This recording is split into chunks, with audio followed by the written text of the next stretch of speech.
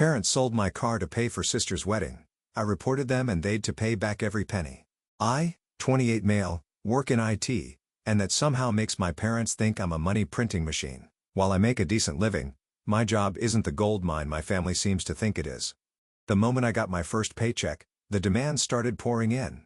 My parents needed help with bills, my sister wanted to borrow money just for a little while and so on. At first, I obliged a few times, but when I saw it becoming a pattern, I backed off. Since then, my relationship with them has gone sour. Honestly, I don't care. If they want me just for the money, I'm better off without them. A few months back, my dad called me out of the blue asking about my work and stuff. He asked if I got the promotion I had been waiting for. It made me chuckle. The promotion he was talking about was a topic of the history. I got it 2 years ago and even changed my job after that. I remember talking about it years ago when I visited home during the holidays, and since then he didn't have the time to check on me. Well, I can't blame him solely. I was also no contact with them. I asked him what he wanted and he told me that my sister, Lisa, 25 female, was getting married and I should pitch in. I freaked out. Where the hell should I fund her wedding? Dad hesitantly informed that he has taken up the responsibility of bearing it, and obviously he cannot manage the expenses all by himself. That's how I came into the picture. My dad doesn't make much. He works at a small firm that pays him just enough to make ends meet. My mother works a part-time job but can barely contribute to household expenses. We were always in a financial crisis. The only good thing that happened was due to my dad's job. I was able to secure a student loan and get into a decent college, which helped me build a stable career. Not to forget that I slogged my butt during college to bear my living expenses. Even after getting a job, I continuously upskilled myself to land a better paying job so that I could pay off my loan. It was only a year back that I was able to pay it off. On the flip side, my sister has always been an entitled brat. If she wants something, she'll find a way to get it. I wasn't surprised that she tricked my parents into funding her wedding. Despite her parents' crumbling finances, she always managed to get the best of things, be it clothes, gadgets, or even trips with friends. I took my first trip when I was in my senior year of college and after saving pennies for 3 years from my part-time job. While I moved out at 17 to live on my own, she clung on to my parents until 22 to live by herself. No, she couldn't afford that. She moved in with her boyfriend and now she's piling up on him. I'm not on bad terms with my sister. Not that we hate each other. We just don't get along. That dynamic didn't change when we became adults. So when they asked me to foot the bill for her big day, I said no. I wasn't being stingy. I just couldn't justify spending tens of $1,000 on an event for someone who barely acknowledged my efforts otherwise. To say my refusal didn't sit well with them would be an understatement. My parents called me selfish and accused me of failing my family obligations. I asked my dad why he volunteered to pitch in when he knew he couldn't afford it. He said, how could he refuse it? As a girl's dad, it was his duty to step up. I was so annoyed by this. I mean, in which century do we live in? Anyway, I didn't get into the details and said, sorry, I'm out. Obviously, they didn't take it well. She sent some nasty and passive-aggressive comments on my way, but I didn't mind it and didn't budge. Eventually, it subsided and I moved on with my life thinking it was over. Boy, was I wrong? 2 weeks back, I went on a work trip for 3 days. When I returned, I noticed something odd. My garage. My car was missing. I panicked. I called up the billing security and reported it. He immediately pulled up the camera footage of the last 3 days and after hours of reeling through it, we found my father driving off my car. He didn't break in. He had the keys. I couldn't wrap my head around it, but still sort of relieved that it was in safe hands. I called him up to check, but he declined my calls. I had no idea how he got the keys because my keys were still at my apartment. Despite calling him relentlessly for hours, he didn't respond. It left a sinking feeling in my gut, but I was still hopeful thinking maybe he had borrowed it for some errand. I drove home, which is 1.5 hours away. When I got there, the truth hit me like a brick. As I entered their driveway, I expected to see my car, but nope, there was none except that of my parents and Lisa's. I went inside and saw all 3 of them discussing the marriage preps over coffee. I stormed inside and asked them why they were not responding and what happened to my car. My mom was like, hello, where's the manners? Where's the greetings? I said, I don't have time for that. Where's my car? They tried to put up an ignorant act. I asked them to cut the crap because I had the camera footage of Dad driving off with my car. He asked me to sit down so that we could talk. He said this so casually as if we were to discuss the weather. Mom was sipping a coffee and without missing a beat, nonchalantly said, we sold it. I yelled, barely able to contain my anger. You what? Dad repeated. We sold the car. Lisa needed money for her wedding. Since she wouldn't step up, we had to dig matters into her own hands. I couldn't believe what I was hearing. This wasn't just any car. It was a 1967 Chevy Impala, a classic beauty my late grandfather had left me in his will. He and I had spent countless weekends restoring it together when I was a teenager. That car wasn't just a vehicle. It was a piece of him, a reminiscence of my childhood. I shouted at them. How could they sell it without my permission? Dad snapped at me saying it was his father's car and he can do whatever he wants. I snapped back. You had no right. The car was mine. Grandpa left it to me and not you. My parents, especially Dad, didn't like that my grandpa left his beloved car to me. He was expecting it for himself along with other assets. However, my grandpa left most of it to Aunt, who cared for him in his last days, and the car, for me, because out of his 9 grandchildren, from 4 uncles, I was the only one who kept in touch with him, called, and showed up whenever he was sick. I ensured to visit him at least once or twice a year despite living hours away from him. My father, who lived 30 minutes away, hardly checked upon him, and when he got nothing from his will, he got salty and called names to the dead man. When I asked him how he had the keys of the car, he left. That's my father's dummy. I used to sneak out in that car as a young boy. Don't you think I would have the spare key? It got me thinking that my parents were making this plan for a long time, and that's why they didn't push me hard for the money. They knew I'd go for a work trip every month, and they used that as an opportunity to steal my car. We had a planned crime, you see.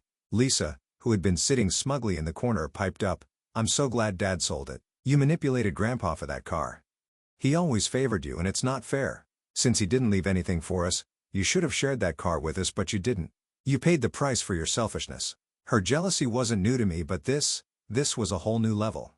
I shot her back that they didn't get anything because they didn't care for him. Mom intervened, saying, "Why are you even fighting so much? That car anyway was just sitting there. Why are you being so fussy about it?" I didn't get into a useless fight with him. Instead, I told my parents I wanted the car back immediately. They just smirked. Mom scoffed. "You do have your own car. You were anyways not driving that old one, so it better be of use somewhere else." I ignored her and asked Dad to call up whomever he had sold it and get it back ASAP. Lisa intervened, saying, "Who's gonna pay for it getting back?" I screamed at her, "You and all of you who stole and sold it." Mom was like, "Sorry, honey, but we used up that money for the venue and for other wedding arrangements." I said, "I don't care. I want my car back at all costs." Ultimately, we came to the conclusion that I would get the car back from the dealer and they would pay me back the money in installments. I hesitantly agreed because at that moment, my priority was to get my car back before it got sold out. Dad called up the dealership where he sold it, but to my bad luck, he already sold it to someone else at double the price. I almost broke down and yelled at my dad to get me the car at any cost. Sister laughed and called me sissy pants. Mom tried to calm me down, saying, "It's just a car. Let it go. You're being dramatic." Dramatic? That car was my inheritance. It was part of my grandfather's legacy. They didn't even seem to understand or care what they had done. When I threatened legal action, they laughed even harder. Dad chuckled with a smirk. "You're going to sue your own family?" Lisa laughed out loud with a sneer. "Try it. Now the court will take you seriously." I came back to my place defeated. It's been a week since then, and I'm wrestling with the decision. My friends had conflicting opinions. Some said I should let it go knowing that my father couldn't afford to pay that money back. Others encouraged me to stand my ground. After battling my thoughts for a couple of more days, I decided enough was enough. Today, I filed a police report and sued my parents for theft.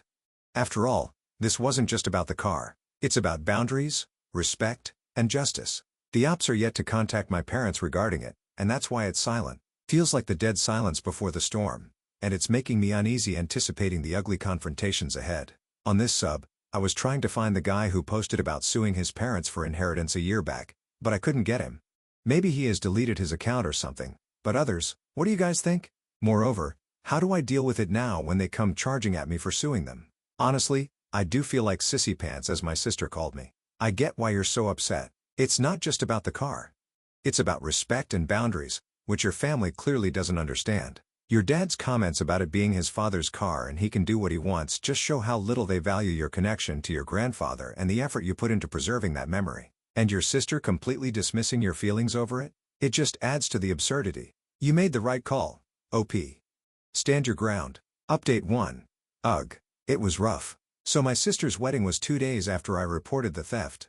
I came back from the station and wrote my original post.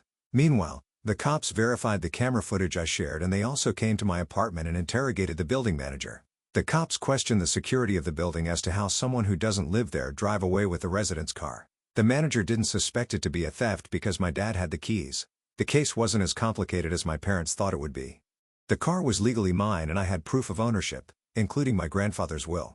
The footage from my security camera was the nail in the coffin. My parents had no leg to stand on. The cops called up my dad to inform him about the lawsuit. He was in the middle of the family dinner with sister-in-laws. He left at midway citing work reasons. He came out and blasted me over the call. He said he was going to come up and rip me apart for dragging them to the court. He was immediately summoned to the station and, of course, it's all my fault. He called me non-stop, leaving voicemails about I was ungrateful for everything he'd done for me. Everything he's done for me? The man stole my car, sold it, and laughed when I said I'd sue. He said I owe him my career and what I am is because of his sacrifices. Oh, sure, he did his fatherly duties to raise me, but I have my contributions too. I bore my college expenses. I paid the whole of my student loan. He never pitched in even for a month, nor did he give my pocket money during college. I was left to lead a life on my own even before I turned 18 while they nursed Lisa until she was 22.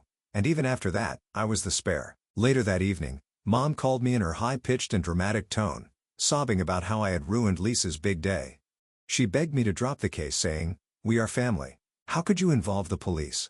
Do you even know how humiliating this is for us?" I told her it was humiliating for me too. Heartbreaking that my parents would steal from me and that my sister was calling me names while spending my inheritance money on her wedding. Lisa joined in on the call, screaming about how I was selfish and ruining her life. She said I was jealous of her happiness and doing this to get back at her for the car. I hung up. I wasn't about to waste energy arguing with someone who thought entitlement was a personality trait. The lawsuit sent shockwaves to the family. Some of the extended family called me selfish and heartless for dragging my parents to court. They're the same ones who objected when I inherited Grandpa's car. They advocated that Dad should get it, and then if he wished, he could pass it down to me. Despite all the noise, I stood firm. They had stolen from me, plain and simple, and I wasn't going to let them get away with it just because we shared DNA. Only a handful of people sympathized with them. Most people were disgusted by my dad for selling off a vintage family car. Later, I got to know from my close cousins that Lisa's wedding ended up being scaled down. Apparently, word got out about the theft, and her fiancé's family started asking questions. Let's just say having your father-in-law under investigation for stealing a car doesn't exactly scream of a reputed family. The wedding still happened though. My sister banned me from attending it as if I was dying to go.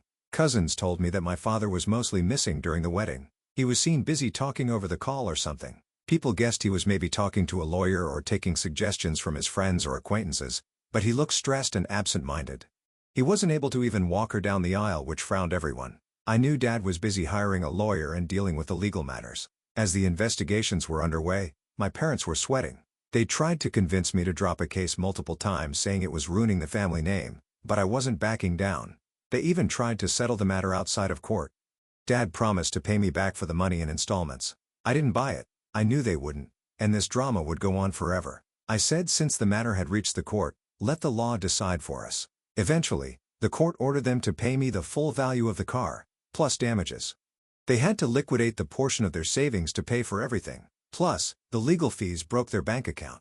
As soon as we came outside the court, Mom came charging at me as if she was about to beat the crap out of me. She practically disowned me, stating I brought shame to the family, and it was such a disgrace to call me their son. I should never show my face again. And all those words, you know? They were not only hurt because of the court case, but also because Lisa's dream wedding was ruined. Instead of being a happy event, it turned out to be a gossip party where everyone was talking about the bride's father who was charged with theft by her brother. Well, I cannot do anything about it. They called for it. They conveniently shifted the blame on me, saying if I agreed to fund the wedding in the first place, none of this would have happened. They can say anything they want in their defense, but their dirty laundry is out for the world to see and it stinks. I don't feel any bad about my actions. Not really. If they'd respected my boundaries and my property, none of this would have happened. That car meant the world to me. While I couldn't get it back, I've learned an important lesson. Sometimes, the only way to deal with entitled people, even family, is to hold them accountable. Update 2. Guys, there's news.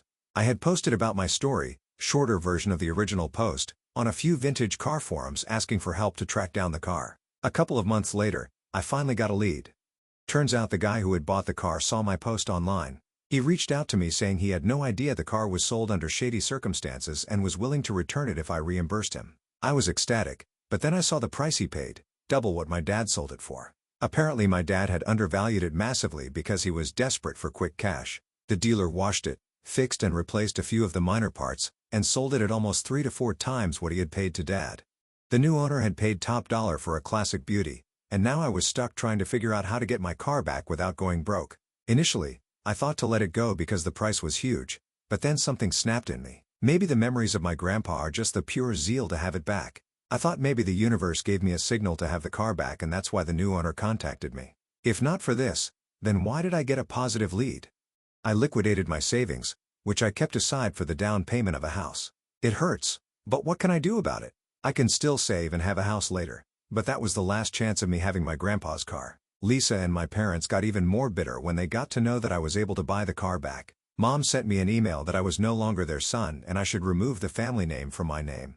I didn't respond, but now I'm thinking about getting it removed. I don't lament about not having a family. At least I have my car back and my peace of mind. Also, a few weeks back, I heard that all is not well at Lisa's.